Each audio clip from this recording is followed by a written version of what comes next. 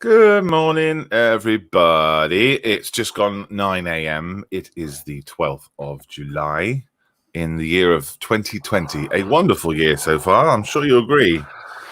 Sun is shining here in Berkshire. A few clouds here and there. I was up at 3 a.m. this morning, 3:30. If you can tell me why I might have been up at 3:30 this morning, and I'll give you a cookie. So I was up 3:30 to see something good and fun and exciting. But yeah, I'll let you guess, see what that is. This morning we got Gary and we got James.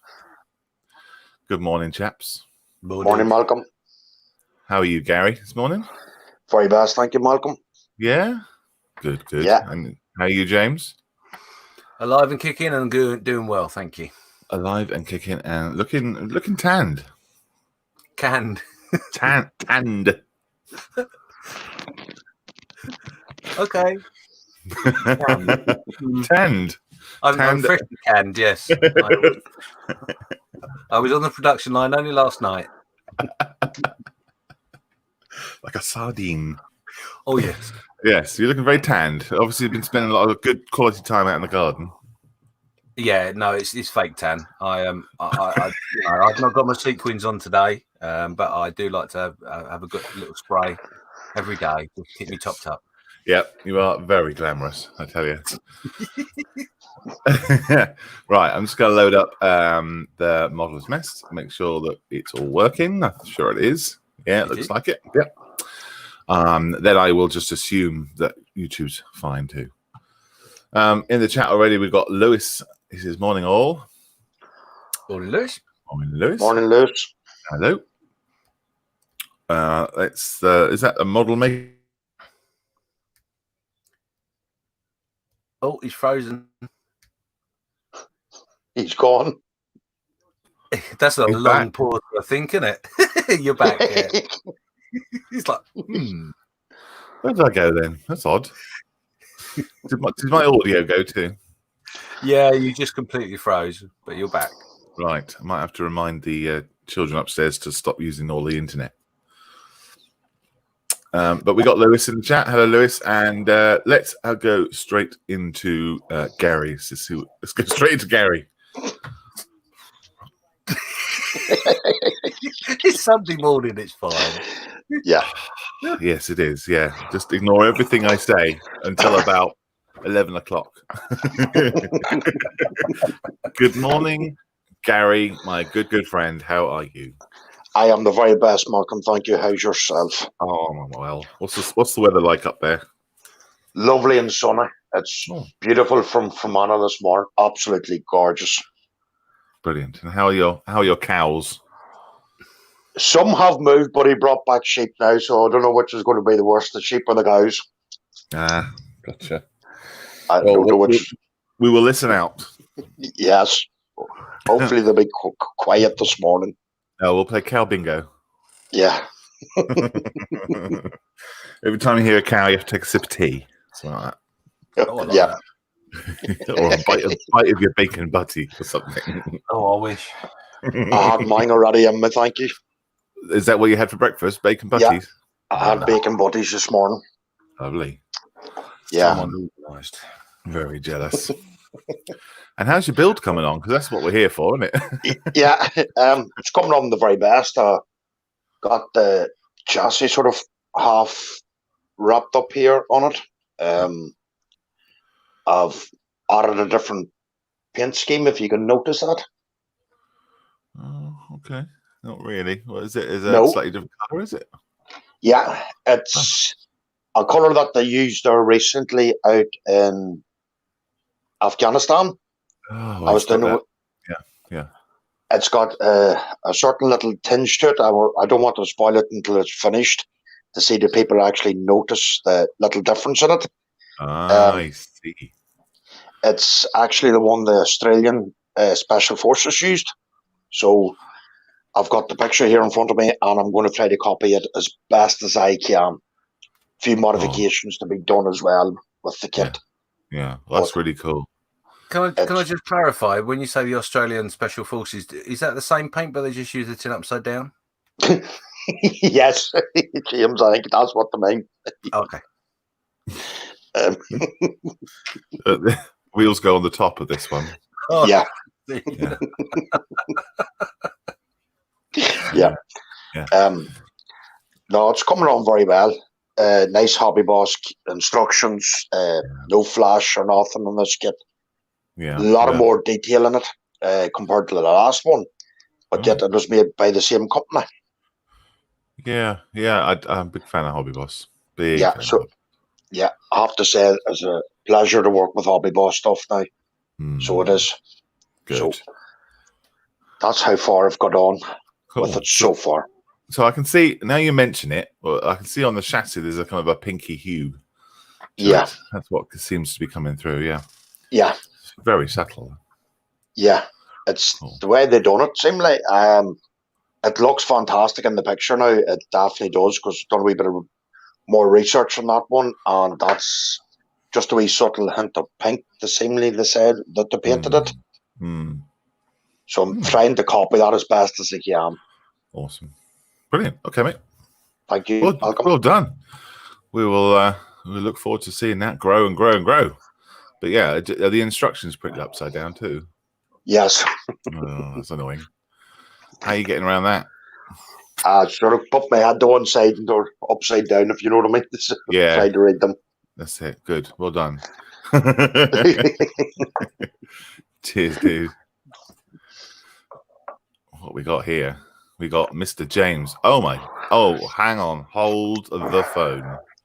Hold the phone. Let the dancing girls out. It's a paper model. It's a paper model. Good Lord. How are you feeling about that? Wondering why I decided to do paper model on a Sunday morning. But no, it's all right. Yeah. It's all right. I just, like I say, these are literally the bits. Well, not all of the bits, but sorry. Now let me start again in English. These are all the bits that are left for the kit, although I won't be using all of the said bits. So basically, everything this side is what's left. All right, I see. I had. So there's not a lot to be done.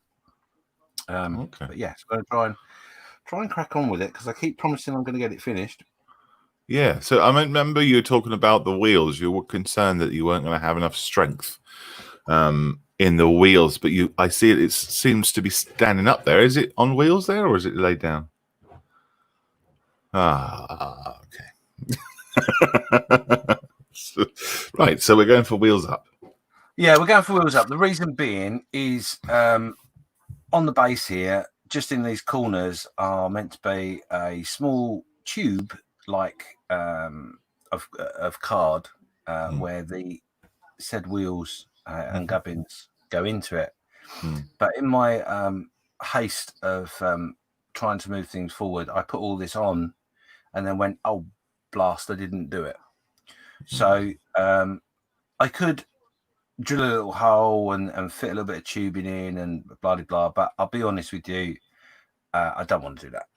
Okay. Because if I drill a hole in it and it goes wrong, then it's ruined. So it's better to just accept the fact that I made a mistake and have it so it can fly from the ceiling. Yeah. Or sit on a jam jar. Yes, jam jar display is popular. Are you still going for the bailout idea? Yes, I'm definitely going with the bailout because I'm going to the plan is I'm actually going to once I've finished, hang it with a little bit of thread from said ceiling in such a pose in which it shows that it's in distress. Gotcha. Yeah. And is there going to be a parachutist, a pilot leaping out, or has he already left? Has he already left the scene?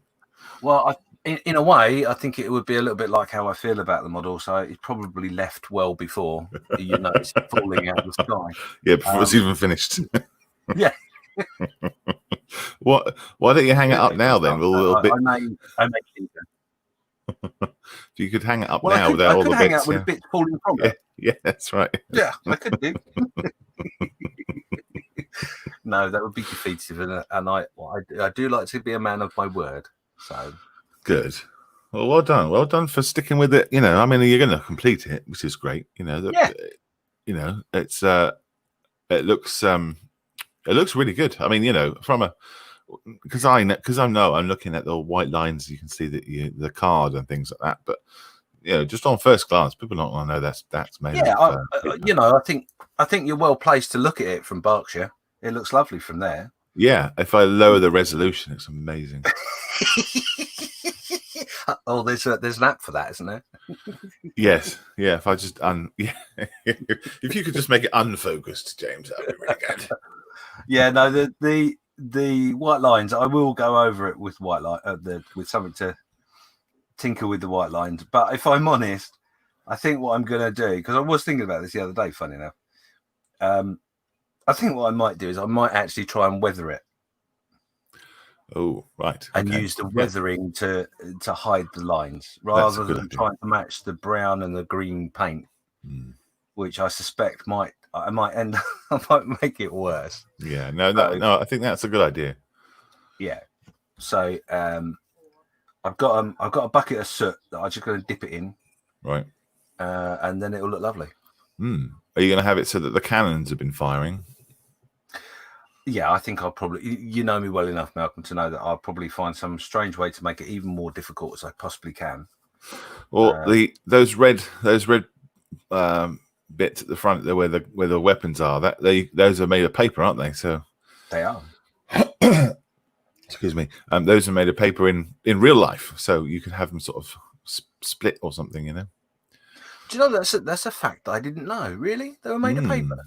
Yeah, they put red across the top of them just to tell if they've been fired or not. Wow. Wow. There you go. Factoid of the day. Yep. There you go. I'm sure I may have dreamt that fact, but no. I like it. We're going to go with it. We'll go with it. Now. Malcolm said. Yeah. Let me know in the chat if I'm talking bulls. Cool, man. I'm really pleased that you're near the end. Just for your own sanity and our sanity too. I think in fairness, like I said before, it is something. The whole process of paper models is something in which you have to learn in the fact that there's a lot of do a bit, walk away. Yeah. And I think, if I'm honest, I think it is actually something that if you were relatively clever in how you did it, you could actually make a pretty good job of a paper model by utilizing those times when you're playing with plastic that you've got to wait for things to dry or whatever. Yes. It's a good filler, is what I'm saying. So yes. No, you're right. It doesn't take much space up, does it? No. Although, saying that. Although, unless you get complicated with your model, Malcolm. Yeah. So, there is no space on my desk here that isn't filled with parts from Med 209. If I hang on, I'll switch my camera. That's my tea. Look at that cup of tea. Yeah, just been brought in by my you just said there was no space on your bench, but yeah, there right in the middle of the shot is a big cup of tea. Oh, there's space right in front of me. Yeah. Oh, okay. Yeah. Let me see if I can angle this. Hang on. There we go. So Ed 209 bits and Ed 209 bits, and it takes up a lot of space. That whole box there is full of bits for Ed 209. That's stuff there, stuff there, and then there's legs here. There we go. But yeah, it's a big model, so that's why. But you're right. It would take a great kind of less amount of space than a normal plastic model. It's not in a big box. You can put it, away between builds. But yeah, a little one would be quite fun. And I may imagine you could do like lots of accessories and things like that. You could do like if you're doing like a garage scene, you could have paper chairs and toolboxes and things like that, couldn't you? Oh yeah. The world is your oyster. Yeah, it is. Gary, are you going to ever build a paper model? Seeing us with our massive success that we've had. Yes, I have an SAS Jeep one here that I do. Wow, really? Yeah, I do. Just hold on a wee second there. I will go and get said model. I tell you what, Malcolm, he's got a theme going now. I don't know if you've noticed. I have noticed that. Yes. Yeah, I've noticed it's a bit GP. It's a bit GPS. It's a bit GPS up there in Fermanagh. Let's have a look. What's he got? I'm intrigued now. I'm super intrigued. I'm all intrigued. Jeep SAS. Oh, look at that. Yes. Oh yeah. No, it's by the same company that's made this Hurricane. Yeah. I don't know about that. Yeah. See you, Gary. Bye. Bye. I can see why it's over the other side of the room all of a sudden. Yeah. I can see why it's not started too. There is. Wow. Wow. Yeah. Oh my God. Yeah. I think I should have picked an easier one than said SAS Jeep. Wow. But I will do it. I will start it and I will do it. And I will finish it. Good. That's wow. I mean, are the instructions good on those ones? Do you think, Gary? Yeah. The instructions look very easy to follow, if you know what I mean. Yeah. I'm hoping it's. Yes, the instructions are very similar to these are the instructions for my Hurricane. They are good. Yeah, they are good. The only thing I would potentially suggest to you is you might want to be very careful with some, because you've got a lot of small bits there. Yeah. And the instructions probably won't be very helpful. But I'm talking out of turn because I haven't got them in front of me, so I'm sure they're great if I'm honest. But yes, that is definitely a complicated, or more complicated one than me. So I take my hat off to you. It looks good though. It does look really good. Yeah. It's something to do in the wintertime, something new to try. Doy said try yourself something different in modelling, so I will try paper modelling to see how I get on. Yeah, see what all the buzz is about. Yeah. I'll say it again. I think everybody that's a modeler should try a paper model at least once. Yeah, get it out of your system. Yeah. Yeah. And convince yourself it's not for you. I mean, no, I will do another one. I will. I know I will.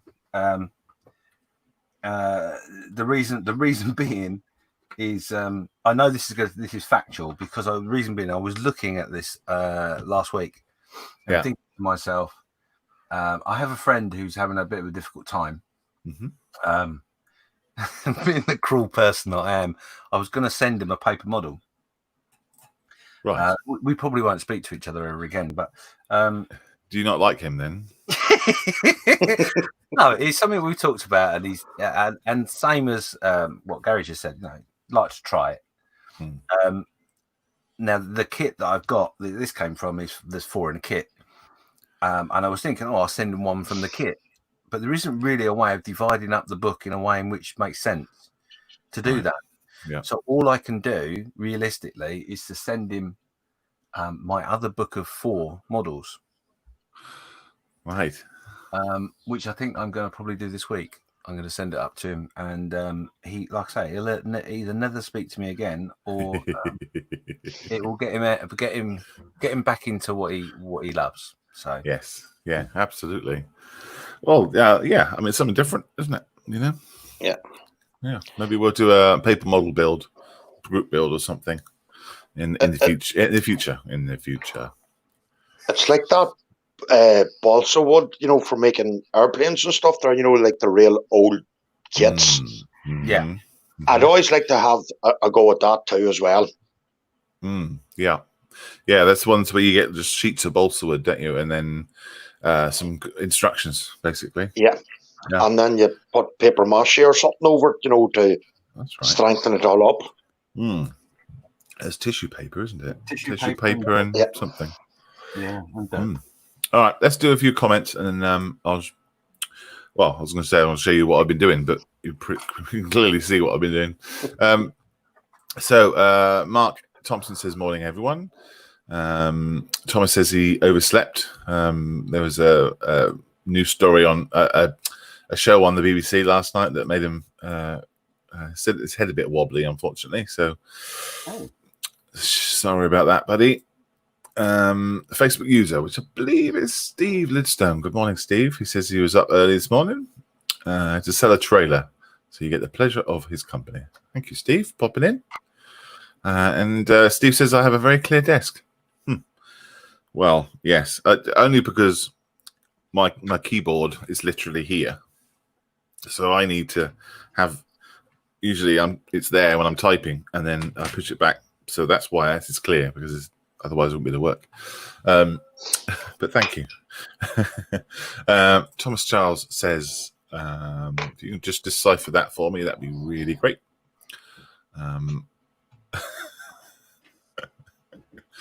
So there's something wrong with my screen. All I can see is binary code. Lewis says, I think I'll have to give paper models a miss. Good. If there's anything that we're doing in this show is turning people off, not building any paper models. It seems to be the thing we are very, very good at. But like I said, the simple ones, I think there's definitely a place for them, I think. Definitely. Yes. Steph's in. Says morning. Oops. Steph's in. He says, good morning. Good morning, Mr. Steph. Great to see you. Steve Lidstone says, I have a paper kit of HMS Sheffield. I periodically open it, look at it, and then close it.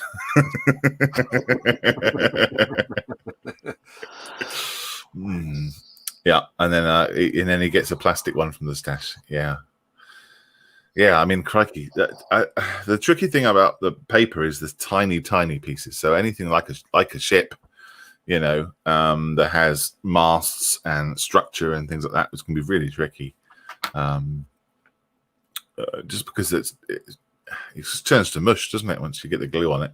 Yeah, it can do. Yeah. Morning, Steph. I couldn't hear any cuckoos. He's missing his dulcet tones on here. Well, Steph's takes Sunday off to do his videos, doesn't he? So he's around. He's about. Yeah, he's doing his video. He says he overslept and just a crappy nogth. Nogth? Your night? What's a nogth? Is that a term that I'm not familiar with? And Steph says, it is the quick brown fox jumped over the lazy dog. That's what that is.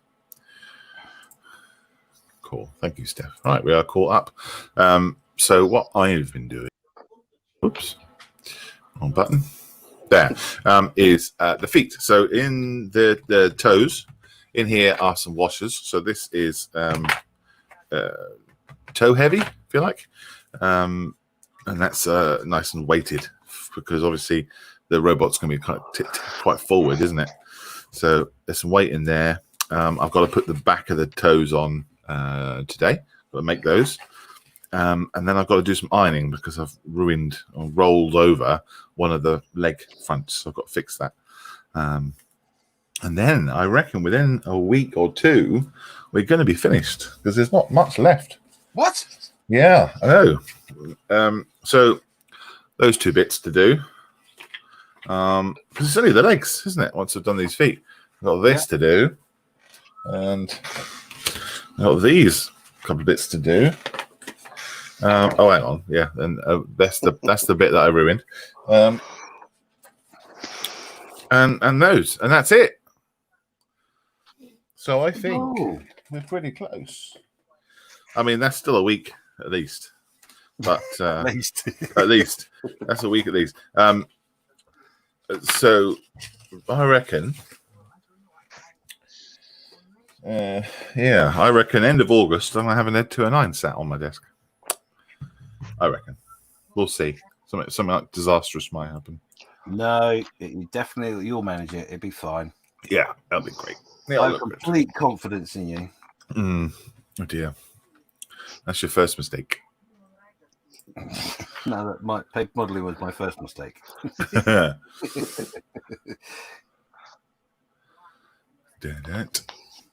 Right, let's go. Thomas says, "Have you got a budgie mascot for Steph?" I don't, not yet. No. I'm trying to catch up on some work that I've missed out on.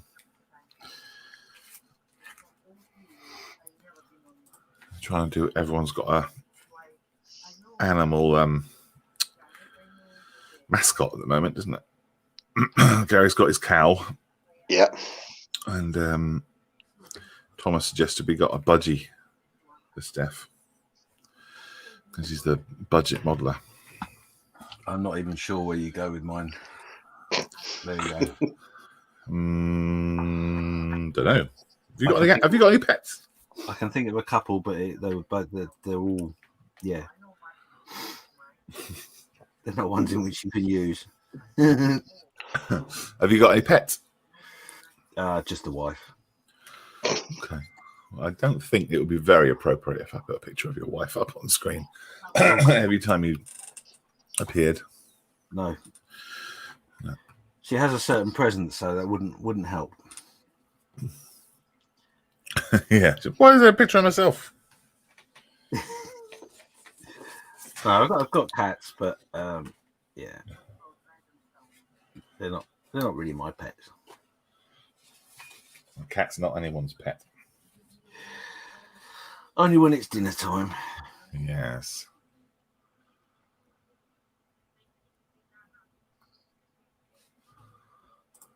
Right, I'll pull up my instructions. Find out where I am. What am I supposed to be doing? That's the other thing that's a bit annoying, is having instructions that are on a computer file, so I have to scroll through them all to find the right ones. I haven't got them in front of me. 26. That's a good thing, though. Do you think so? Yeah, less space on the desk taken up. True, but it's a bit more difficult to show everyone, isn't it? Yeah, that's true. 26. How did your show go last night then, James? I caught a bit of it. Yes, it went very well. We were lucky enough to have our good friend from America with us, and he was in very, very fine form. Mm-hmm. There was a lot of tissue, a lot of tears, but not from crying, other than laughter. So yes, it was a bit manic. Good. We went off on a tangent far too many times, but it was fun. I hope people enjoyed it. So yeah, well, it looked very professional with your opening titles and your ending credits as well. Oh, bless you. And I like the fact that you're all kind of in sync. So near the end, you all then switch to face cam to say goodbye. Yes, that's quite cool. How do you do that? Do you kind of signify that you need to be on face cam now? Do you do a private chat? No, we don't generally. Well, I say that we try to stick to 2 hours where we can. Sometimes we go over that. Just because we're enjoying what we're doing and don't really think very much more ahead of ourselves. Yeah. So we generally know we're around the 2 hours mark. And then whoever's hosting, when it gets to that time, will go to face camera, and then others will follow. Right. Because we're, like last night, for example, I said, well, we've been on for 2 hours, and that's sort of the signal to say, well, I think we're going to wrap it up now. Yeah, that's enough. So just luckily everybody is attentive and puts themselves onto their camera so they can see them, and then wave goodbye and all that stuff. Yeah, gives it that personal touch. Yeah, well, we like to do that, because that's what it's all about, and that's like I said to you before. that's the one thing I love about StreamYard. You got the chat, and it's very interactive friendly. Mm-hmm. So yeah. Sorry, I lost concentration there because I just saw a comment from Thomas. Would you like to read out said comment? I can do, yes. Someone just clicked on that. I assume that must be Steph clicking on that. I didn't click on it. He said he's selling a pocket of polos if anyone wants them. They are in mint condition. It's a very fruity joke. But it was the comment above that worried me a little bit, where he says James could be the Black Mamba. Google it, I dare you. The Black Mamba. Don't Google it. No. No, I'll ask the wife to Google it on her phone. Lewis says that's a week's worth of work. It would take me more than a year to do that. Cutting out the pieces does take a while, certainly. And I've taken like 3 months to do this so far, haven't I? Yes. Yeah, I've been hanging around a bit with it. Yeah, slowly. Yeah, Steph says that he's not in, so he's not pressing any buttons. He says, "Oh, who might it be? A mystery person in the director's seat." We got a director, have we? Yeah, let's call it that. Okay. It's just me with a mouse. That's all it is. Nothing that clever.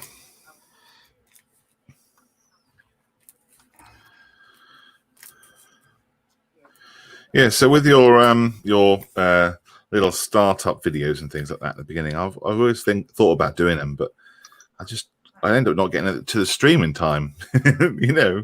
yeah."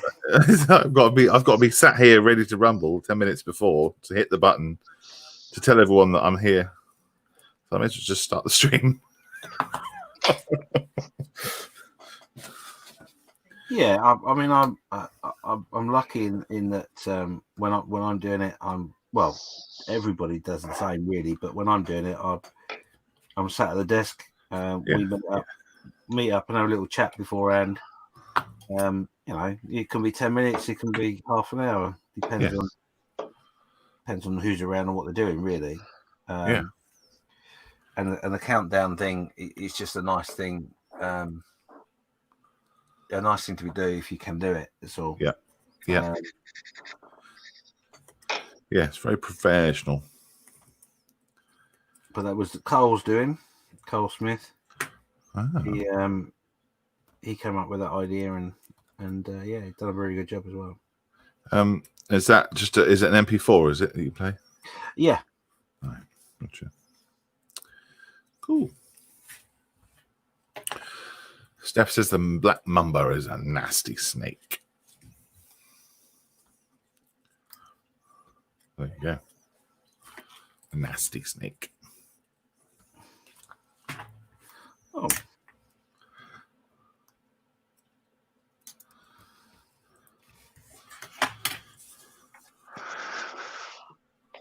Dangerous. What's the most dangerous snake? Is it a brown something, or I'm thinking about the brown recluse? It's a dangerous spider, isn't it? There's this. I don't know, actually. Most poisonous snake in Australia is something like that.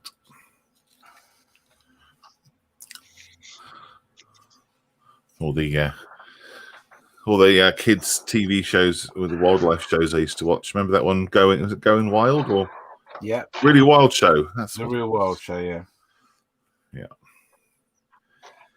That was weird. Wasn't that with Michaela Strachan? Yeah. Okay. So you were watching it for the wildlife, obviously. Yeah. Yes.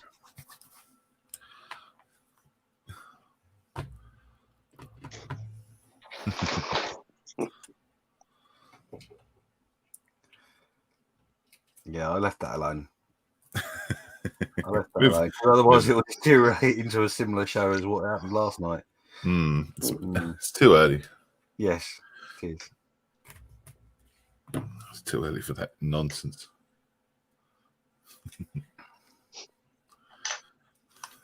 Poor Michaela Strachan. Sorry? I said, poor Michaela Strachan.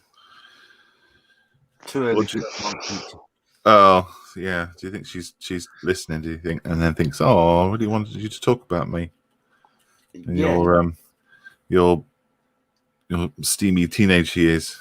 she's she's sat there with a paper model listening, being very disappointed at the fact that you haven't said more. I'm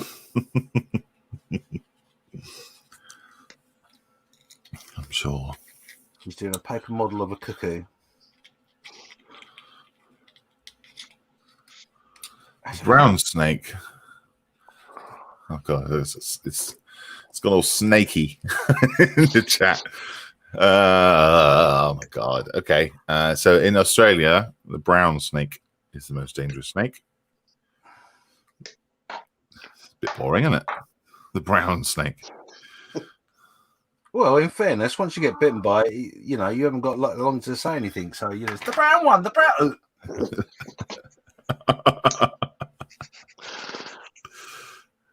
Is that the colour your pants go when you see it? Yeah, well, yeah, that is as well, I suppose.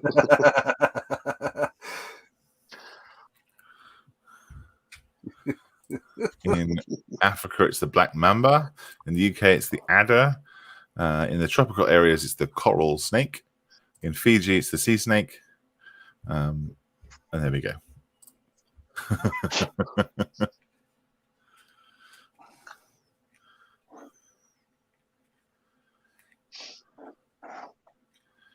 I've never seen one wild snake in my life. That was up at the common up here. There's a little grass snake, I assume, crossing the path. At the time, I thought, this is the most amazing thing that's ever happened to me. I've just seen a snake. But apparently it's quite common at the common. A bit boring. Have you seen a snake? Yeah, they're everywhere. Oh. And I once in my parents' garden saw a snake eating a frog. It wasn't too pleasant now thinking about it. Now that's something that would make my wife happy. What? An animal that would eat frogs. She doesn't like frogs. Oh god, she's petrified of the things. But she's all right with snakes. I think she would prefer a snake to a frog. Yes. Really? I would think so. She absolutely hates frogs. And she so much so that I've had the experience of at least 3 or 4 times where I've been doing a live stream and there's been a screech in the garden where I've had to run out and go and rescue her from a frog because she can't get past it. What about toads? I think she would class them as the same. Oh, it's racist. Yeah, it's quite funny because when you say to her, she's in the garden, she's doing some gardening, and you say to her, "Don't go over there. There's a frog over there. Leave it be." And she's like, "Where?" She has to go and find it, and then stands there and screaming, going, "There's a frog! There's a frog!" I know. I told you. I just told you there was a frog there. Yeah, so we are active. We're very active at rehousing frogs. Ranidophobia. Okay. Is that a fear of frogs? That's the fear of frogs. Oh, there we go. Ranidophobia.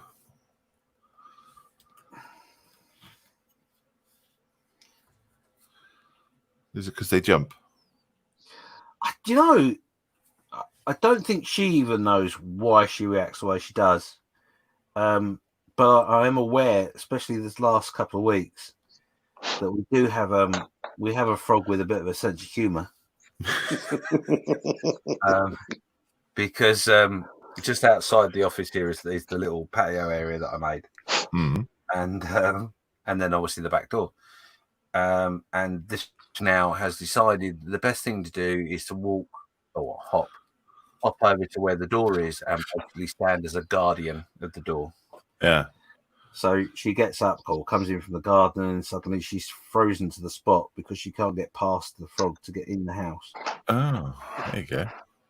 So I tell he finds it funny because he's sat there choking away to himself, or chuckling away to himself, Croaking away to himself. Croaking away, yeah. Ribbiting to himself. Yeah. And you can hear all the other frogs giggling away in the bushes.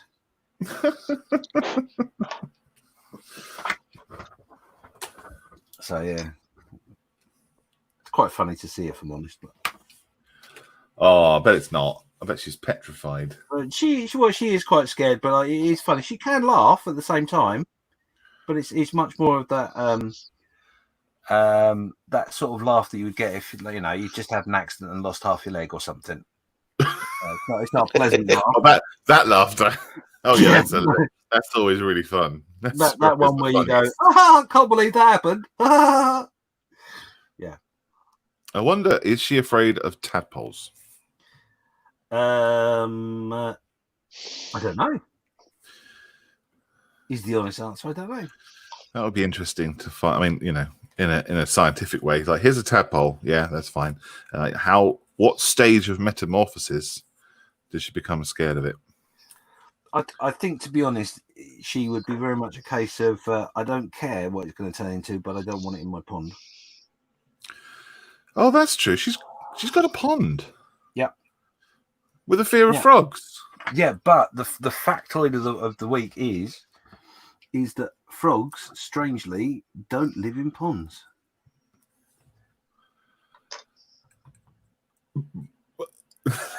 Yeah, no, I know what you're thinking. You think I've just lost the plot, but they don't.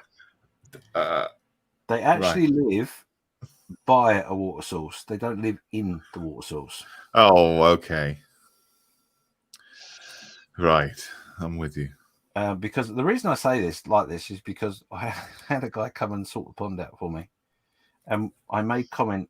Oh, well, actually, Natasha made comment about the frogs, and he said to her that it's nothing to do with the pond. And I laughed and said, "Well, you would say that because that's your job." And he's like, "No, it isn't. They don't live in ponds. They live by a pond." Well, they're still living in ponds. Well, no, because if you go in the garden, I guarantee you there'll be none in the pond. They'll all be in the flower beds where it's damp and cool. Yeah, near a pond. Possibly. Yeah. If there was no pond there would be no frogs there. No, there would.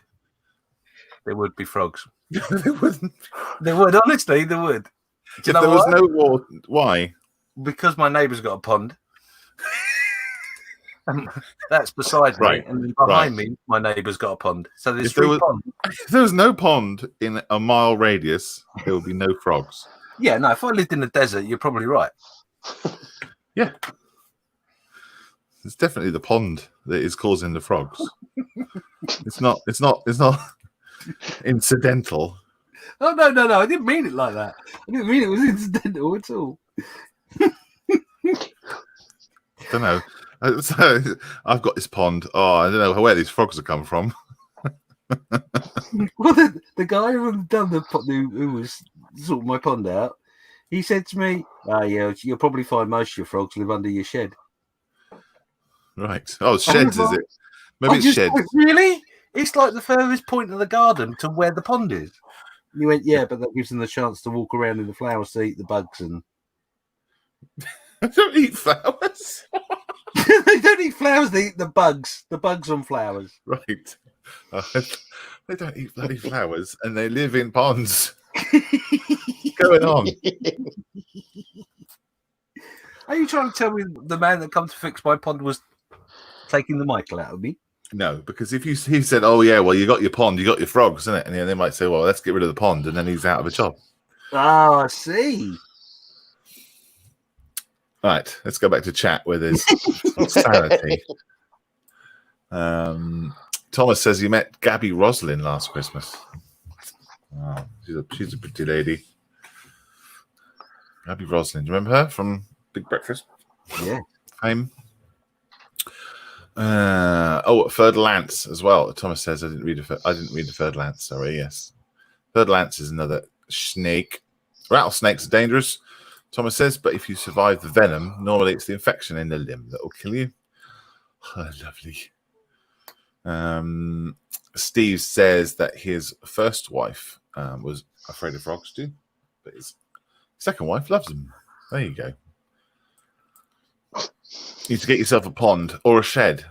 Yeah, get a shed. Don't get a pond. Just get a shed. Nothing to do with ponds. The most dangerous reptile on the planet is the frog. No. The most dangerous reptile on the planet is the Komodo dragon. It bites its prey. The prey dies of infection, and the dragon waits for you to rot before eating you. The mouth of a Komodo dragon is classed as a Class 4 biological hot zone. Good Lord. There you go. Nice. Yeah, they're lovely. It's to clean his teeth. Lewis says that Nat needs a phobia like that. Well, he just has to have to take her to a zoo or what's it called? Liquid zoo. What's that? Aquarium. That's brilliant. I love that. You know what I mean. I think the liquid zoos have been shut for a while, but they're open now, aren't they?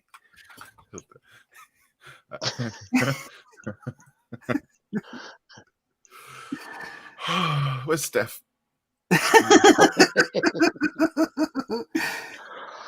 Need Steph back. What I was going to say is take her to the aquarium or the zoo and get her to touch all the animals and see which ones that freaks her out, and then that'll be your phobia.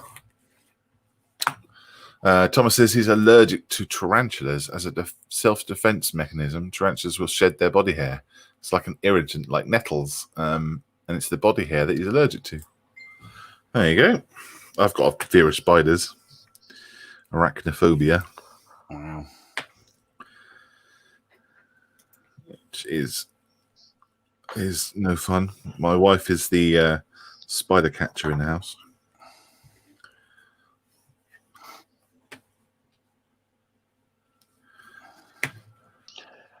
Could be worse. You could be scared of daddy long legs.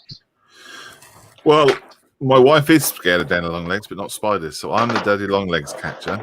Wow, and she's the spider catcher. That's really weird. Yeah, my missus, if she sees a daddy long legs, she will roar the house down. Gosh. And then do you have to step up then? I sit back and laugh. Oh, no. You don't stand up like a knight in shining armor and said, I've got this. I'm usually on the floor, convulsions are laughing. They are funny. They are funny. They got a mind of their own, haven't they?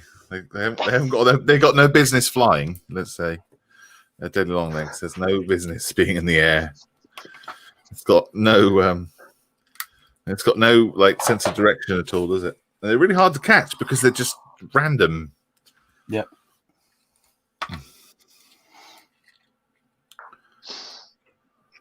That randomness has been honed over hundreds of years. Yeah. Its ancestors used to fly straight, and then they realised if it didn't fly straight, it'd survive longer. Did you hear that comedy thing by Ricky Gervais about animals? And one of them was about Danny Longlegs. Did you ever hear that? No, I didn't. No, so you'll have to go and look it up on YouTube. But it's something about Danny Longlegs were given by God the most venomous, strongest venom known to man, right?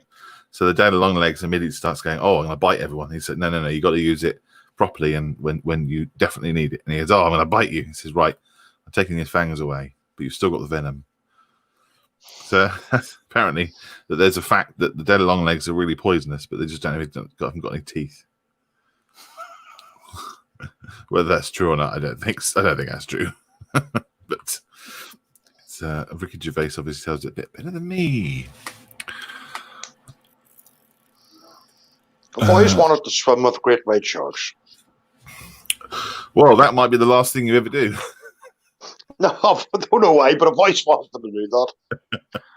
Oh, well, yeah, so I imagine that might be the last thing that you decide to do. Would you swim with them, or would they just be trying to eat you? We're doing that glass perspex I have now out in South Africa. Got you. I'm with you. Yeah. Yeah, I'd love Oslo. Wait a minute. Sorry, I just want to clarify this. They've designed a perspex glass. Yeah. That you'll make you feel more comfortable swimming with sharks. Yeah. Okay. Yeah. Gotcha. Yeah, I'm with you. So you kind of scuba dive, do you? And then you kind of down in the water with the sharks. Yeah. Cool.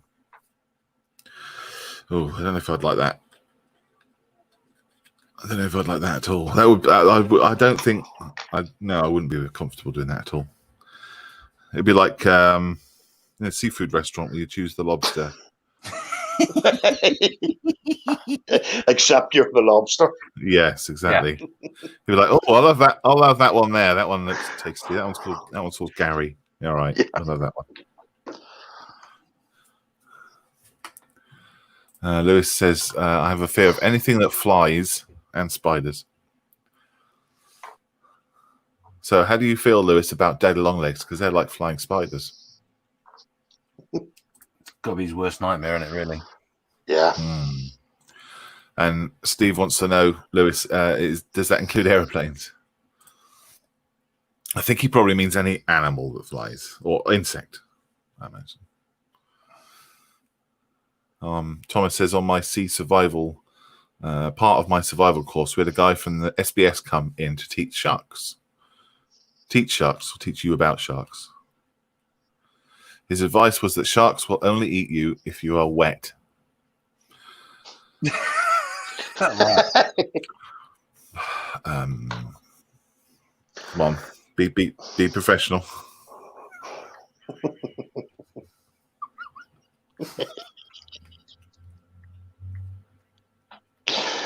Oh dear. Many moons ago, when I went to Australia to do some charity work, part of the thing we had to do, I had to do some. We were looking for shipwrecks in Darwin Harbour, and part of our briefing that we had was you should nothing to worry about, but something to bear in mind when you're scuba diving looking for wrecks. We are currently hunting. We think 2 saltwater crocodiles, that are very big and are causing quite a bit of and we sort of sat there going, okay, so what are the odds of us seeing this thing? And oh no, you probably won't see it because it'll they're quite shy animals. You only really see them when it's too late, so don't worry too much. Which didn't really fill me with confidence. Anyway, so we asked the question. So, well, okay, so obviously it's a harbour. When you say you're having problems, what are you doing about it? Is there something, or do you just leave it alone, sort of thing? Yeah. Oh no, we're trying to catch it. And so right. Why would you want to catch it? You're going to relocate it or something? And it's like, well, yeah, something like that. Like, okay. Yeah.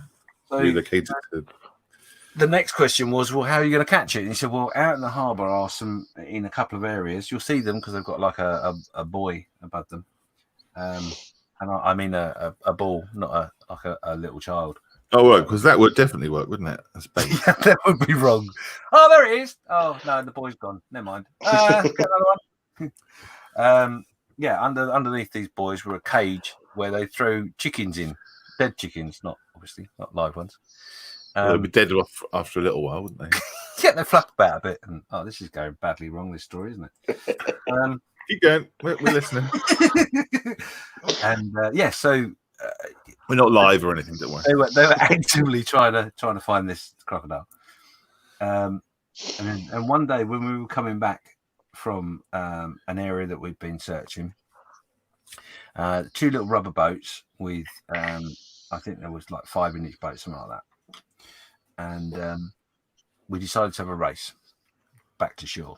So we're busy bombing along. Mhm. All of a sudden, lo and behold, in front of the boat was what I thought was a log. But we couldn't avoid it. So we hit it. The boat folded up. But luckily didn't capsize or anything, but just stopped us dead in the tracks. Right. And it turns out that was the crocodile. So you killed it? No, we just hit it. Hit it and then run away quickly. Oh, gosh. That could have gone badly. Yes, that could have been quite interesting. Yeah. Yikes. How did you know it was the crocodile that you hit then? Because in the opposite boat that we were racing was someone from the area who'd been looking for said crocodile. As we were about to hit it, we could see him go with his hand up in the air. And obviously we hit it, and then afterwards he came over and went, "Yeah, everyone all right?" Yeah. He said, "That was that crocodile I was telling you about." Oh, no, it wasn't. It was a log. He went, "No, it was a crocodile. If it was a log, would it be there? Wouldn't you be able to see it?" It's like, "Oh, yeah. Oops." Well, at least you know it's still there. Yes. It's got a mark of a propeller on its head now. Yeah. It's got this indentation where we hit it with a boat. Yeah. He didn't put his hands up in the air and go, "I give up." He went his hand off. He said, "I got right away." You know who I am.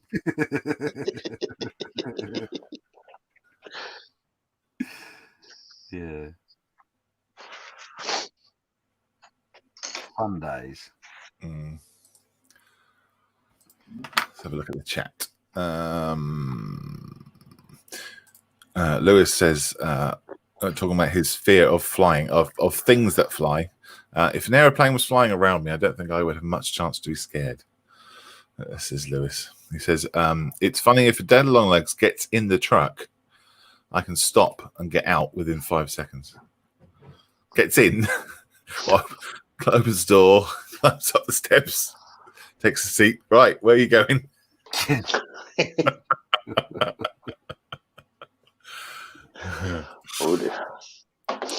Oh, long one from George Thomas.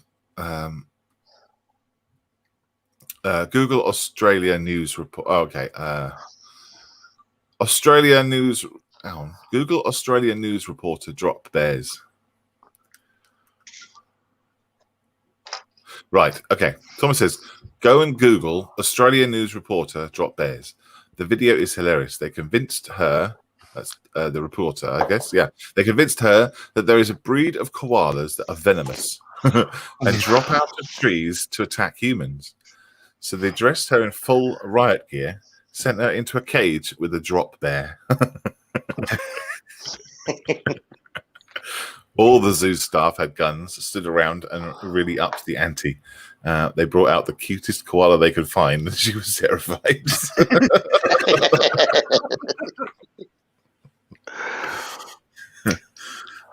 Dear.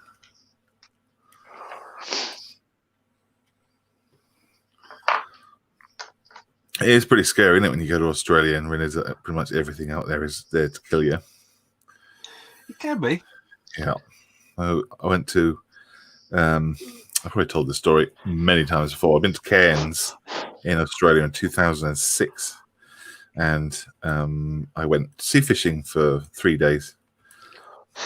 My wife was on a conference, so I just disappeared and just spent the time having fun in a boat with a tour guide who does sea fishing for a living, you know. Mm-hmm. Out of the 3 days, I caught nothing. Literally nothing. Everyone else around me was catching black mark and all sorts of different things, and then there was me, literally nothing until the very last day. The last hour, I suddenly got a bite, and it was a big bite, and it dived right down to the bottom. And as soon as I struck, the tour guide said to me, or the fisherman man guide said that's a stingray. I guess you could just tell the way that it took the line, I suppose. And so I was trying to land this thing for a good 45 minutes, I think. But pretty much when he said, right, you've got a stingray, he says you can't bring it up on board, obviously, because it's a stingray. Too dangerous. And so I never got like a photograph of me with a fish, which is what I always wanted. I just wanted to have a picture of me with a big marlin or, you know, that's all I wanted to do, but didn't get that. So as this big fish came up, a massive stingray, he had just to cut the line. So that was a bit disappointing. And no one got a video of it. No one got a photograph. So it could just be a rubbish story. I'm just telling you all. There's no evidence. But anyway, so that happened. And then 2 weeks later, about 200 miles north, Steve Irwin was killed by a stingray.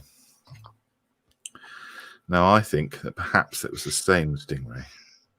You think that you offended it, and the next? Well, time I think I caused this stingray such bodily harm and disgust of humans that he went looking for the next victim, and I can't help but thinking that maybe I was responsible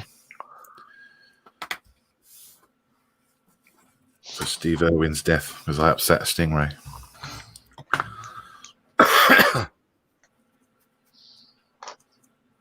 Probably not, though.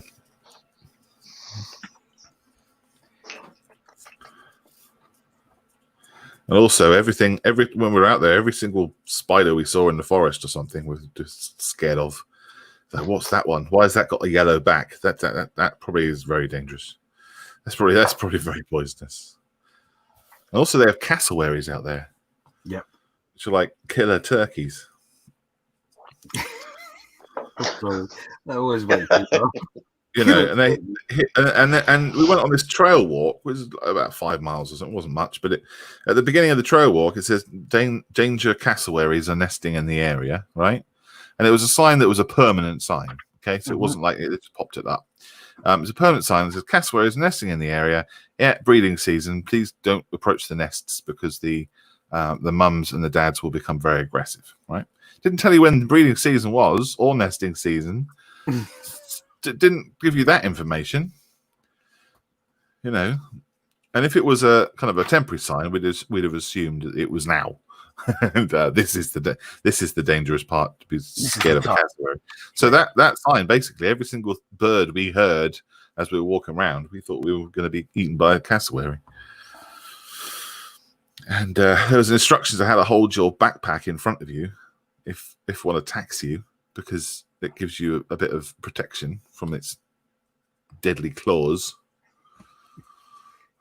They're not a fan of backpacks, then. No, they hate backpacks. No. No. No. The backpacks is like it gives you protection between you and the claws, right? Right, yeah, gotcha. So wear your backpack on the front, so it's a front pack. Yes, yes. But yeah, so we were a giant turkey going, oh, not a backpack. I can't come anywhere near you with a backpack. Yeah, it's like Telford. Everyone hates backpacks at Telford. It's like that. Yeah, so we were walking around, and near the end of the trail, we were going down the hill thinking, oh, that's lucky. We didn't get killed by a cassowary. But there was a chicken, right? Walking along the trail.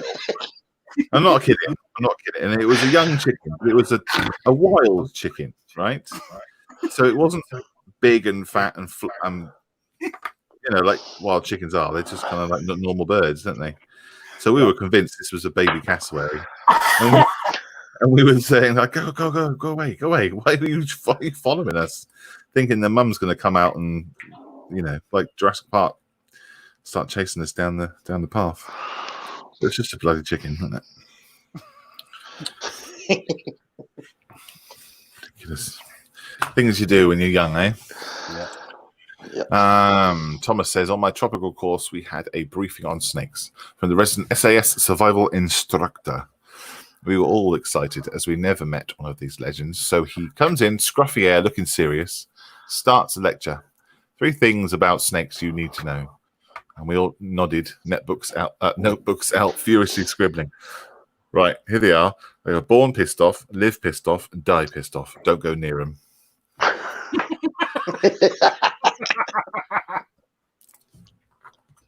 Yeah. That's all you need to know. Yeah, I guess so. There's no happy snakes. That's like mushrooms, isn't it? If you just don't eat any mushrooms, and then you won't die of mushroom poisoning.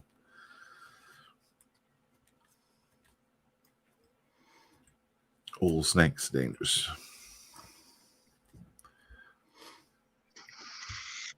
How you getting on with your model then, James?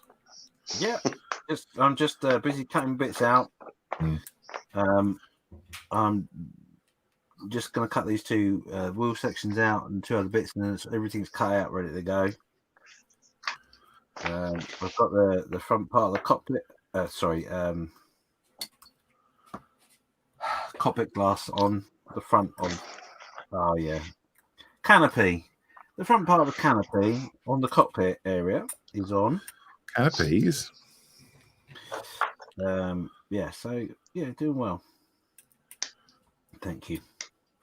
Oh, just thought of a fun joke. You could take a picture of a can of peas, right? Mushy peas, if you like, and you could put it up, a picture of it on your forum, and say, "I'm trying to get these canopies to be nice and shiny. Does anyone recommend anything?" Be a good April Fool's joke, that one. In my mind, anyway.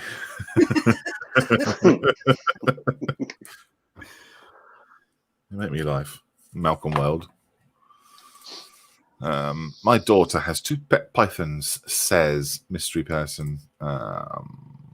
Steve Listow says his daughter has 2 pet pythons. Separately? Are they separate pythons? Are they male and female, like a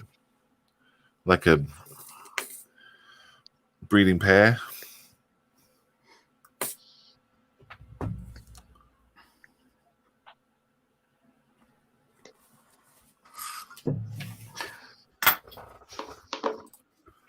Oops. You can pick safe mushrooms in France, says Thomas. The same ones in third world countries with high pollution are dangerous, as mushrooms filter out heavy metal pollution. So, for example, the mushrooms near Chernobyl are extremely toxic. Yeah. Factoid. There you go. What was the question you wanted to ask Natasha about frogs? Oh, it's done. Oh, okay. Hi, Natasha. Hi. I have a question for you. Do you have a fear of tadpoles? Tadpoles, baby frogs, like in a. Well, no, not baby frogs. They're tadpoles. They're before they would become frogs. I can't read. She doesn't need to answer. She's gone white and she's about to throw up. So I would guess yes. Oh, I hope I'm not. interesting. Okay, interesting. That's all. You're not frightened of them, or you are frightened of them? Please, I cannot just talk about it. There you go. There you go. Excellent. Well, that's a yes then. Can I send someone?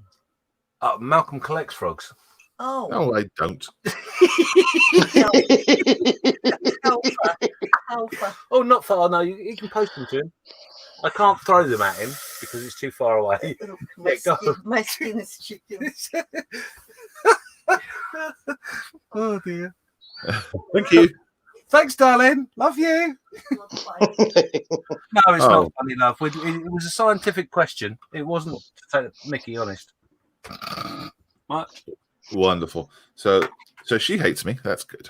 Yes. No, she doesn't hate you. She's just boxing up the frogs for you now. Boxing them up. A box of frogs. Mad as a box of frogs. She doesn't sound clinically scared of frogs.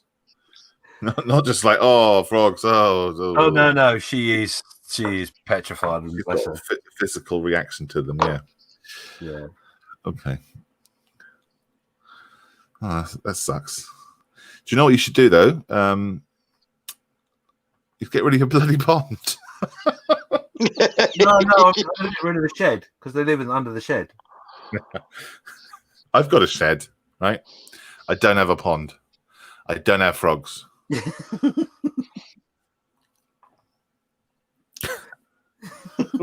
Answers in the chat. Is it the fact that James has got frogs? Is it because there's a pond or a shed? Just a sore throat. It's all it is.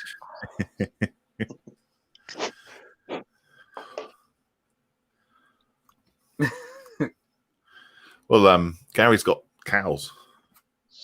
Yeah. Because all the fields you've got around you, I guess. They're difficult to move along, aren't they? Difficult to move. They're not too hard to put under a freezer, though. No, that's true. It's a big freezer. I'm sorry, I'd just be sat at the fence all day long shouting at them hamburger. All day. All day. You get quite a quick reputation for being the crazy village man. There he is. Look, see on the left, that's James. He shouts at the cows. Not that I really needed any help in that matter, but yes, you're right.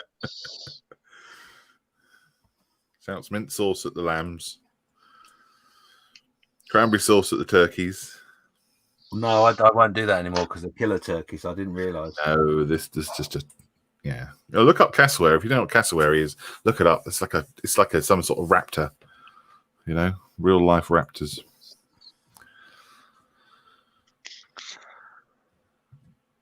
Australia is an amazing place. It really does have I can't say the word. It has a great deal of animals that you just want to go, why do I live here? Well, yeah. That's why I want to kill me.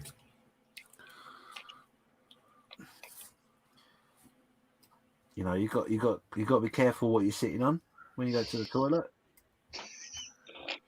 Yeah, be careful what's in his shoes. Yeah. Although, in fairness, again on the same trip, because I've only been there once, but I do remember quite vividly washing in a river with baby crocodiles, and never really taking much notice of them. You sure that wasn't a dream? No. It definitely happened. I've got a picture of me having a shave in a. But what happened was we had to. Part of the thing we did, we canoed the Victoria River, a stretch of it, and we were mapping out an area for what was going to be a national park. But unfortunately, the time that we were there was very little water in the river, so it was a lot of dragging canoes rather than actually canoeing. Oh. But yes, there were several days because we did that for 2 weeks. There were several days that would sit in a little pool of water, having a shave or a wash with little baby crocodiles all around the ankles, and didn't as I say, didn't bat an eyelid until the very last day when the ranger come over and said to me he'd been noticing that what I'd been doing all week. I was like, yeah, you know, got to have a shave and 3% the point. Yeah, he said, yeah, you do realise that if one of those get on your finger, you lose your finger. Yes. Well, I mean, I would have thought you'd lose your chin if you're shaving with crocodiles. Well, it saved carrying the razors. Yeah, it's a very, very manly way of doing it. Yes. I don't use a big knife. I use a crocodile, a little baby crocodile.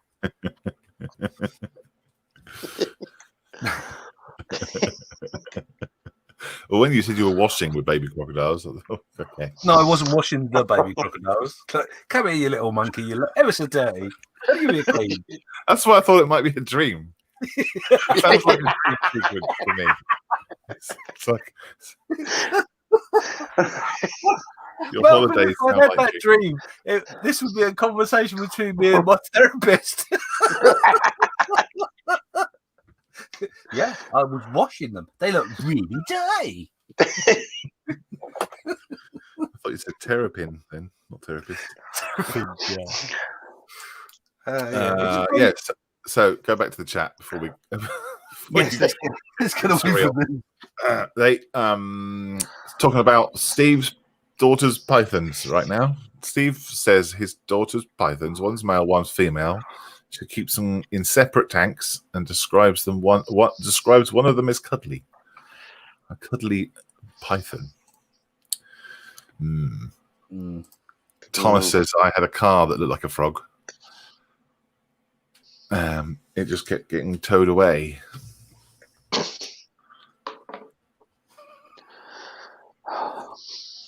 I do like the fact You went to the chat to get some sanity. it's working. It was funny. It just I didn't tell it very well. just read it yourselves. Ignore what I said.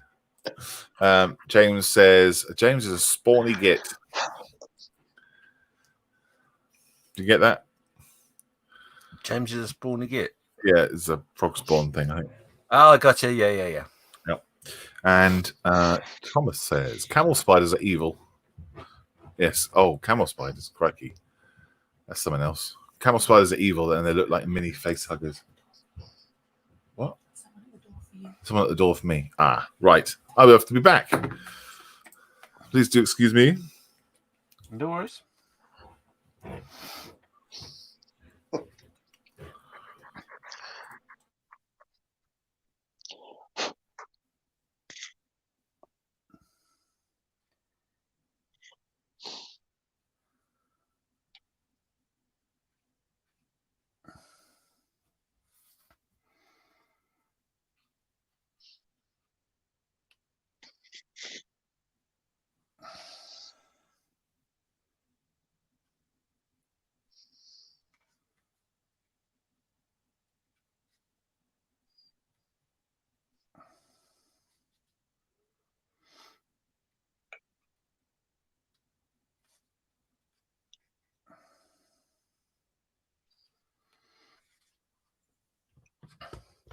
That'll be that box of frogs turning up. Or them killer turkeys.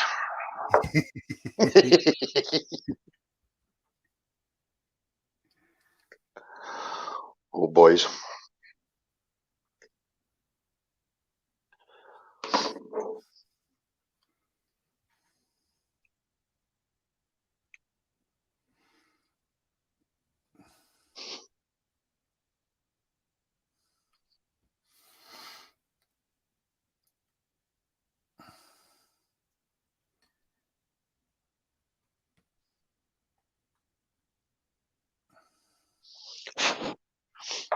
If you're doing another paper airplane, James, would you do it?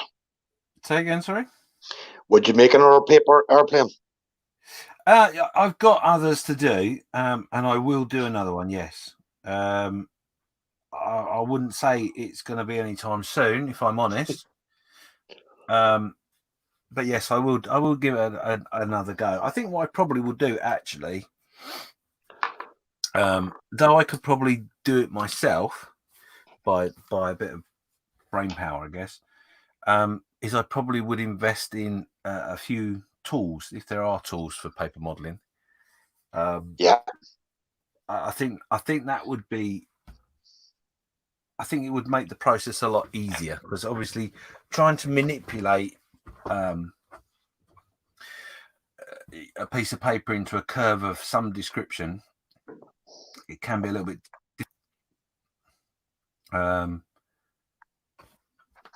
So I would hope that there would be a tool for said job. And I think I'd enjoy the process a lot more. Right. But again, I think that's just a case of experience, because with plastic models, you learn techniques, don't you, to get around things. You do. It's like the photo. It's like that wee photo edging machine there you get, for doing the brass stop work. Yeah.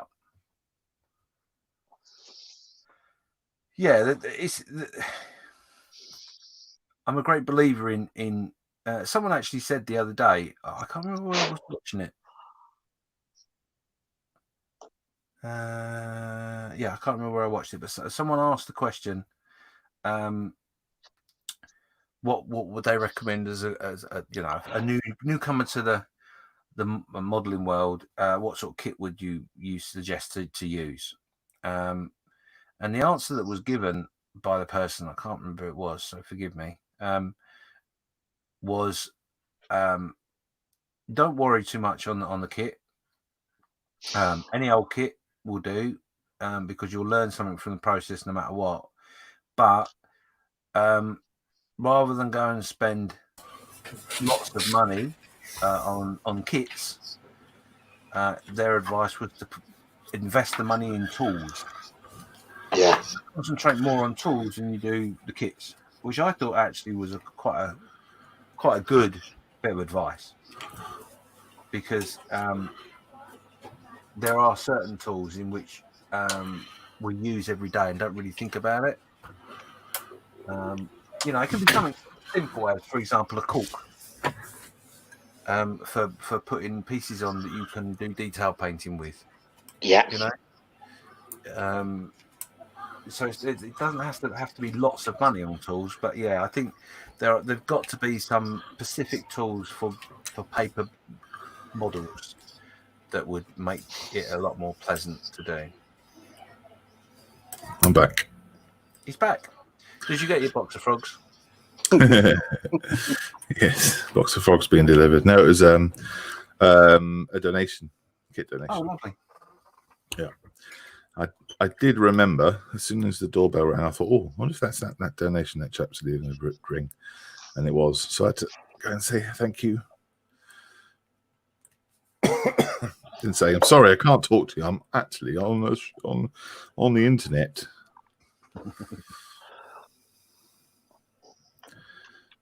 But no, nice chap delivering his models that he's got too many of.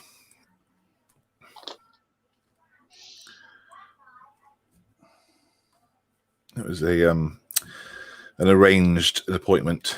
I stopped doing. I've asked people to not just turn up. On the website, it says we don't accept donations without an appointment. By hand donations, anyway. Yeah. And often people get here and they go, "Oh, it's just a house. I thought it would be a." I don't know what I thought.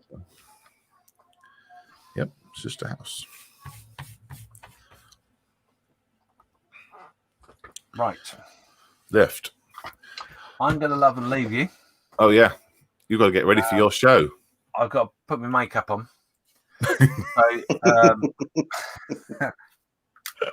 So, I'm not beautiful enough. So what I've managed to do is I've cut out the wheels and the whatever you call the bits that go with the wheels. Brain is just not working. Yeah, so that's now stuck on. Undercarriage flaps. That's it, undercarriage. Thank you. I've cut out the undercarriage and stuck it in place, so it is now officially a flying, not a standing model. Right, right. I've put the front canopy on. Lovely. Yes. Yeah. It looks nice. I have done the little tail wheel just there. Gosh. And the last odd bits, and literally on the desk, he says, putting that bit back. On the desk are the three pieces that I have got to one cut out here and to manipulate into the correct shape. Oh, and it's so close. So I will be back tomorrow with you, and we'll get that done on the live stream on Monday. Fantastic.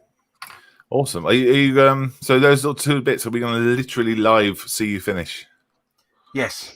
I'm literally putting them on the side there. What I will probably do is I probably will manipulate the two bits I need to manipulate, so they're in the right shape. Yeah. And then I will literally glue the last bits together onto the plane on Monday. That's very exciting. It is. All right, mate. Well, you have a good show. Thank you. Your show can be caught on your Facebook group and YouTube. Both on there at the same time, simultaneously. Righto. And that is the Officers Mess on Facebook. Yeah. Model Officers Mess Facebook and the Model Officer on YouTube. There you go. So once we finish here, which will be pretty shortly, you can go and watch him too. Yeah. Until later. Cheers, James. Thanks, buddy. Take care. No worries. Bye, James. Well, Steve said, "Isn't it quiet without me?" Oh, surely you were keeping the conversations rolling. I'm sure you were. Thomas says, when Malcolm was talking about this turkeys, I behaved myself about him having a quick gobble. It took a lot of self-control. You're going out and walking in the woods. Yes. Self-control is overrated, says Steve. Yeah, underrated and overrated. He said both. He's not sure what he's going to say. How you getting on then, Gary? You getting there? I'm starting the top bit now for the mount for the Milan system. Got a wee bit of the dashboard done up as well. Yeah. I got a wee bit of primer and stuff to see much more of the clean up. There's a right bit to clean up. Right. Before I can get any more painting done. It looks like quite a complicated cage there. Is it difficult to put together? Not too bad, actually. It's easier than I thought. Right. All right. Is it goes together well? Yeah, instructions are first class. I have to say that. Right. Good. That really makes a difference, doesn't it? Yeah. I'm going to look out for another couple of Hobby Boss stuff because that's only the second, third one I've built belonging to them. Mm-hmm. And I'm going to look out for a wee bit more of them. Yeah. Very, very great kits. Yeah. No, I'm a fan of the Hobby Boss. Who are they from? Is it Czechoslovakia, Hobby Boss? Or is it Ukraine? Or China. Oh, is it? Okay. All right. Yeah. China.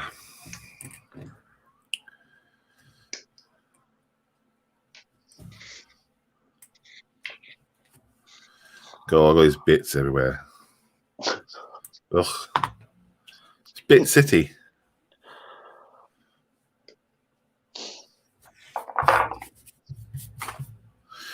Right. I've got to curve that, right? Right.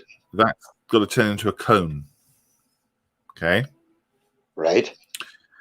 So, all right. So I haven't got it out yet, but there's these bits here. These two here are the top of the cone. Well, it's not like a cone. It's like a cut-off cone, if you like. So this is the cylinder. That's the cone, and then that goes over the top of that. Right. So, yeah. So that's got to be curved round to meet that, and then I've got to curve it first. Glue that on there. Fold these down and glue that on top. Nice. Yes. That's the tricky part of doing all these little bits. Really difficult. I wonder if there's anything on YouTube about making models, paper models. Not much. No, and there is some, but not like there is in terms of plastic models. Like techniques and things like that. There is a little bit, but not as much.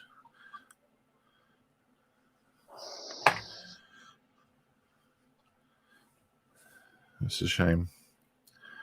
Well, maybe there's a reason. Yeah, because people don't want to do them.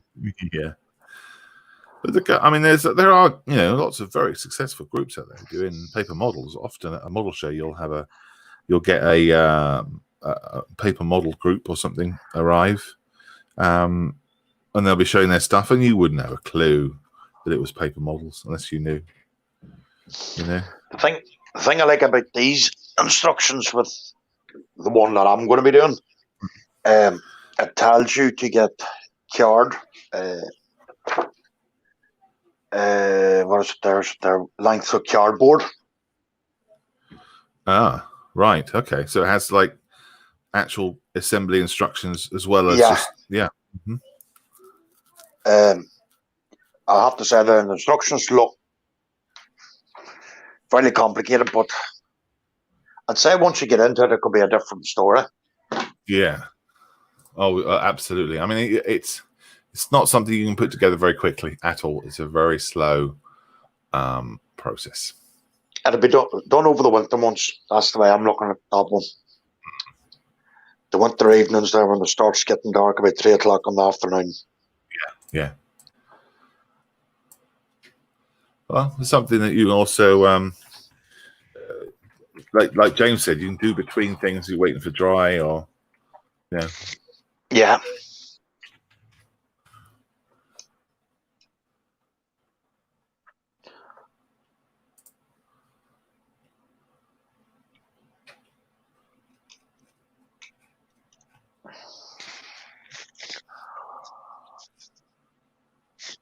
I've gone to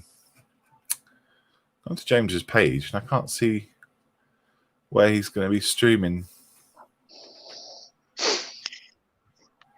He said it was going to be on Facebook as well as YouTube. And I can't see it on Models Officer Smith. It's called Sunday Parade, isn't it? Yeah. Oh, here we go. Here we go. I found it. Now, how do I share that with this group?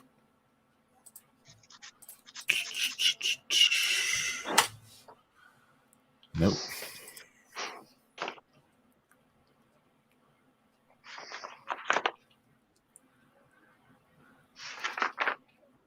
Right, so it's going to be on at 11 o'clock, Thomas. If you join the Facebook group Model Officers Mess, and also on YouTube, Model Officers Mess as well. There we go. Yes, he is going to be on there. I've got the link for that. I can share that with the group right now. Paste. Good. Steve's off. Cheers, Steve. Thank you very much. Have a good day, mate. See you, Steve.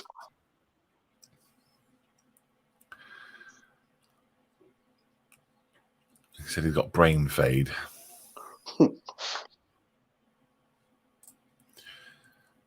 Everyone's got brain fade this morning. Yeah. We had a great morning yesterday morning. Aye. Yeah. Yeah, and the wee breakfast club was started there. Yep. Good. Good morning. Absolutely great to meet up with the lads again, have a bit of crack, wee bit of banter. Yeah.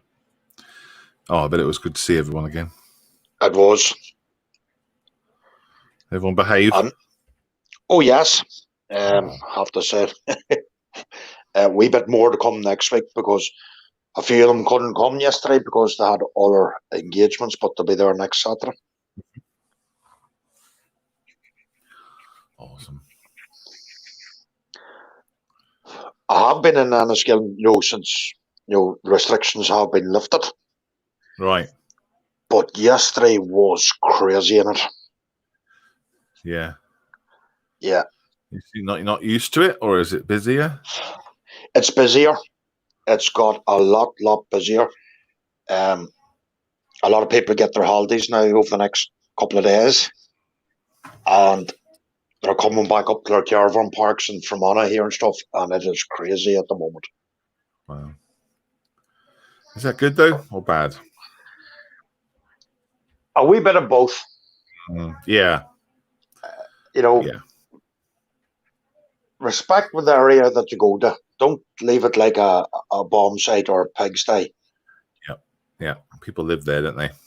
Yeah. Yes.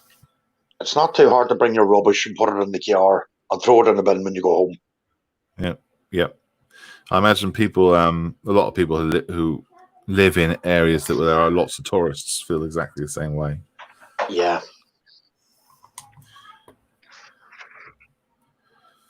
Definitely. I used to live just outside Southampton in a village called Hamble, And it's a big boating village. Everyone there seems to have a boat, apart from us. We didn't have a boat. But in the summer, all the pubs would be full with boaty types. And the mess that they would leave. Yeah. It's not too hard to clean up after yourself. No. And then the council has to spend more money, cleaning everything up. There's even Lochgarn at the moment's got busier. You can see it. There's more boats on it at the moment. Right.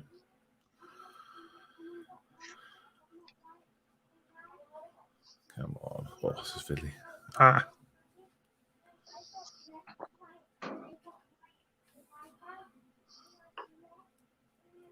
The only good thing is, yes, they're bringing the tourist rate back to Fermanagh, but just a wee bit of self-respect about themselves. Well, it's people, isn't it? Can't control people. People are terrible, as I said before. Yeah. And then I just found out my local newspaper agency will not be reopening. Oh. Yeah. Oh. Is that your local rag? Yeah. The wee newsagent shop will not be reopening because... Oh, right. Yeah, because they must have just went bang during the coronavirus. It's a shame. Is it like a Londis or like a chain? It is Easton's. Right. Okay. And I will miss it from my modelling magazines. That's the only thing. Yeah. Well, I imagine it'll be sold to another company, and it'll still remain a corner shop. That seems generally what happens when these things close down, isn't it? It'll be a spa or whatever you have up there. Yeah. Right.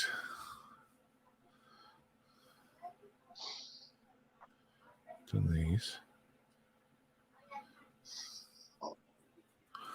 Excuse me. What's in their chat? There's a big one from Thomas. Here we go. Did you know in the late 80s and early 90s, the youngest members of the battalions had to make Russian armor models for training wing? We used them as training aids. You had to memorize the armor and aircraft that the Soviets had. And the models were in the classroom, and you had to identify them without binoculars and then identify them with binoculars. It was a yearly test. They still don't do that now. They still do that now. One of the commanding officers at HAC still prefers to teach people in actual models rather than using their computer simulations that they do now.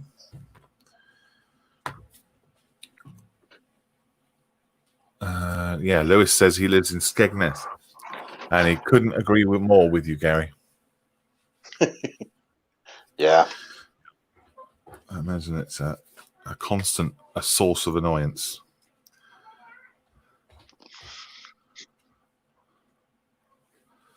So what is that bit there?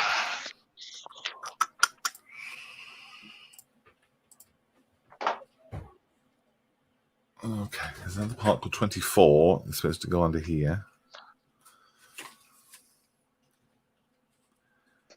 24. There it is.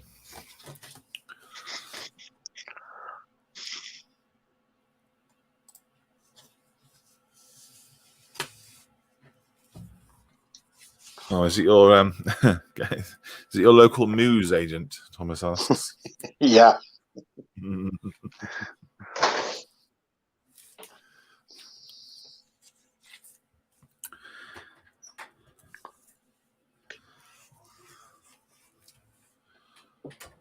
Oh, you've got my tea, didn't I?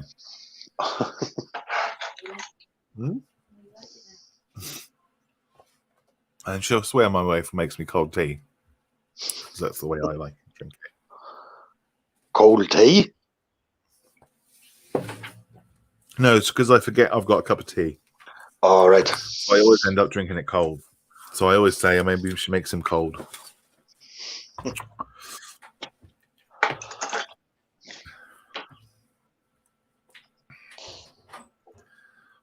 good cup of tea. How'd you take your tea, Gary? Strong, with just a wee small dab of milk. Oh, okay. I don't take that much milk now in my tea or coffee. Right. That builder's tea. Yeah, no, it's called a squatty brew. Brew. Save on milk. Because every time you go for it, you want to get a chance to drink it, and then the time you come back, it'll still be nice and hot for you. Yeah, because it's got no milk in it. Yeah.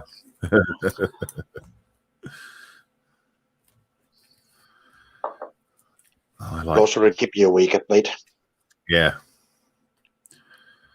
I like mine strong, well brewed, but with lots of milk.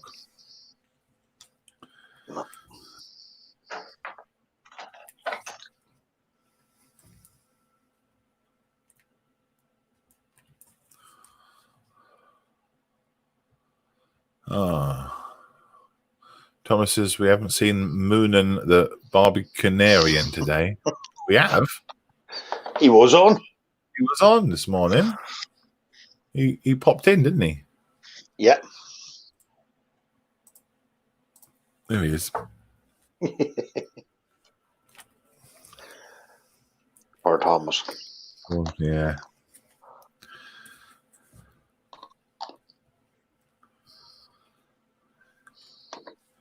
I tell you, he's not very animated, is he?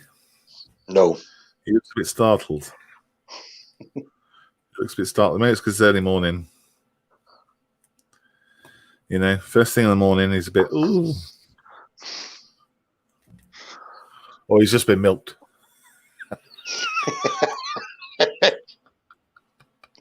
He's just been milked. He has just been milked. Oh, my God.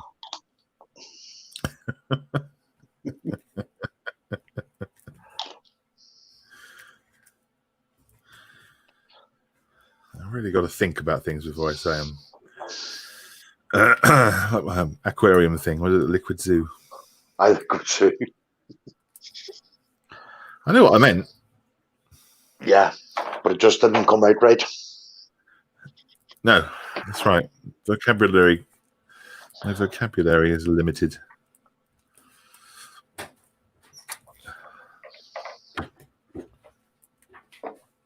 There we go.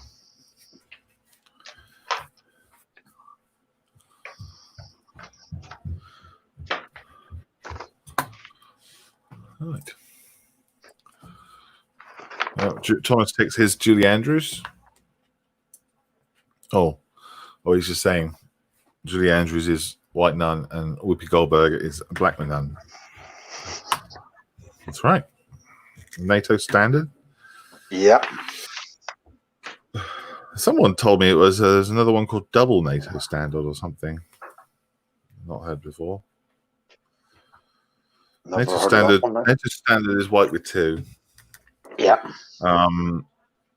Double NATO standard is white with 4. I hadn't heard that before, but maybe it was just because that's how he likes it. So he says double NATO standard, and you can understand then, can't you?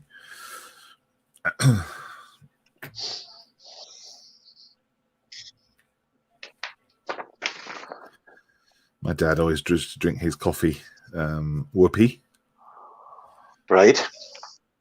Always. And it's because he said the kids always be drinking the milk, so that's why. Could never have milk in his coffee because we drunk it all. I think it's because he was actually brought up on a farm where they rarely had any milk to drink because they were selling it all the time. That's why he has it without any milk. Nothing to do with me. Taking all the milk. Yeah.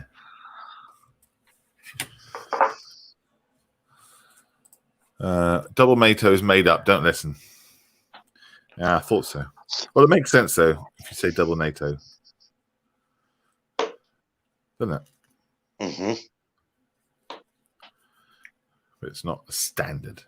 It's not recognized. No. It's not a recognized recipe.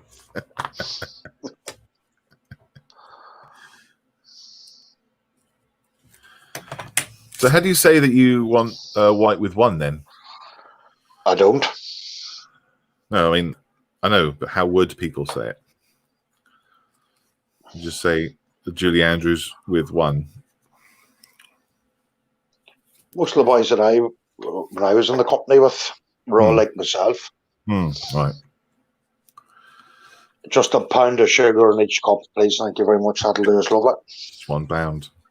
Yeah. Do you want any tea in that sugar? Anything to stay awake. Yeah. Oh, I can't have tea too late in the night. Otherwise, that's it. I'm awake.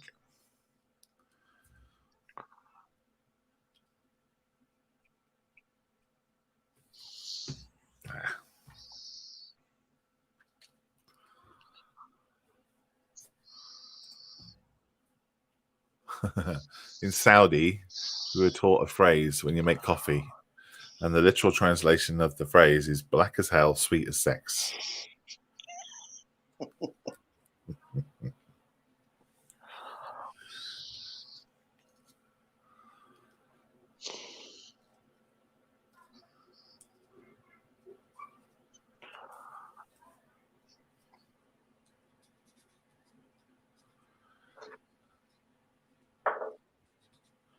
Have you got your base done for your cheeks yet?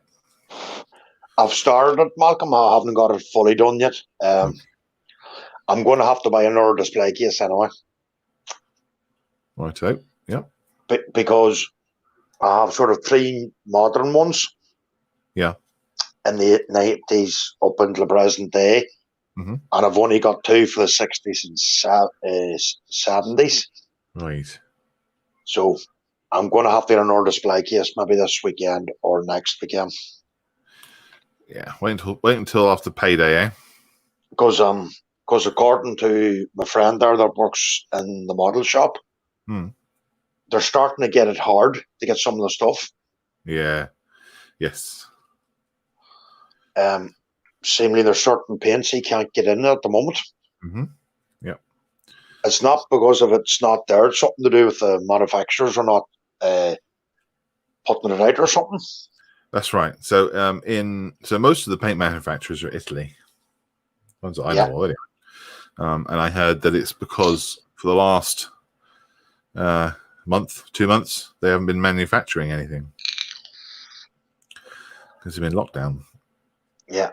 So of course there are stocks of paint, but those stocks are going to be going down.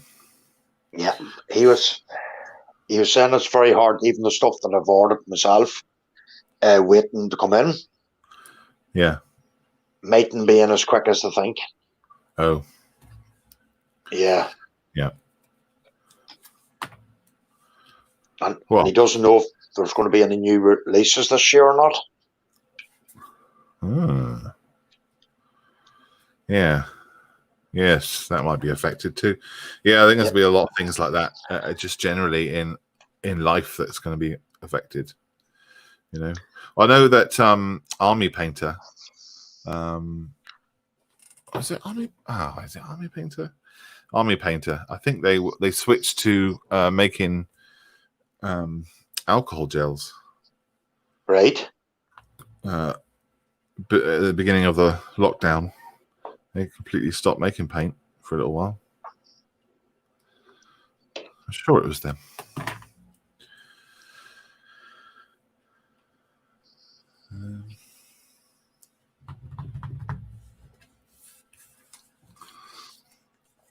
Right.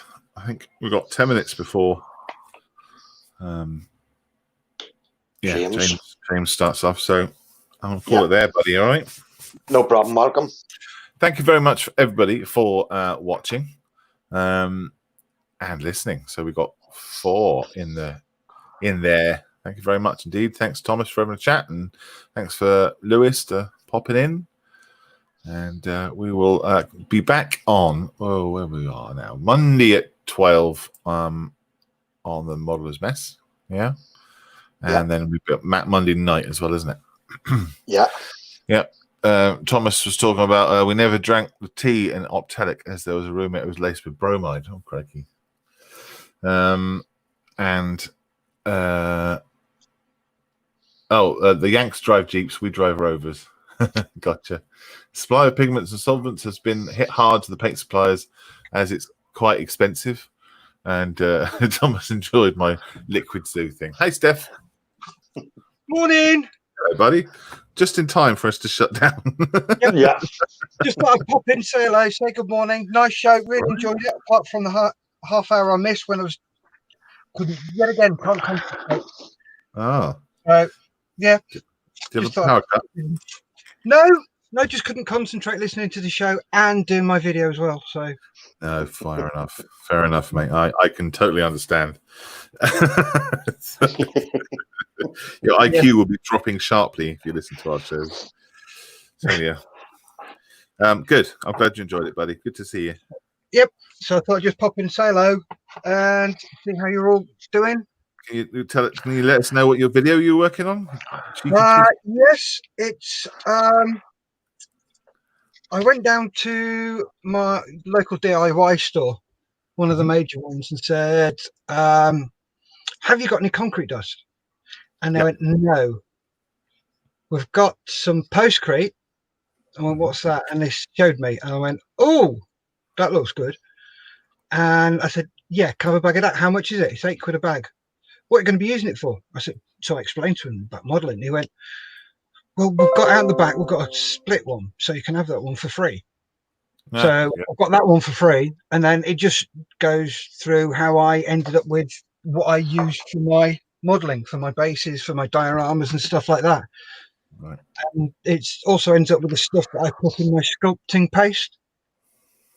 Gotcha. So you get a huge big bag of concrete, more than you'll be able to do. Oh, hi Lewis. More than you'll ever use in a lifetime. Yeah. It's £8. That's brilliant. Where can you get a binding agent that much for £8? Plus, you also get pebbles and stones. Have I got them in here? I should have, yeah. It's all been filtered. That's what I end up with. Great. Perfect. That's the large and the medium size. Then I've got another box which has got other stuff in, which actually looks like sand, which probably is sand. And then I've got my concrete dust, which I use as a binding agent. That's great. Yeah, that's what we're working on. That is, everyone wins, hey? Yeah, you can't buy concrete dust. It's just too dangerous. It goes bang very easily. I see. Yes. So does custard powder. So does flour. They all do. The dust in the air is very, very fine. It goes bang. You have a look. There's quite a few videos on custard powder factory explosions, flour explosions, concrete dust explosions. People think you're taking a mick out of them and go, yeah, right. No, really, have a look. Yes, that's right. They are very, very volatile. Yeah. Right. With that, we will be off.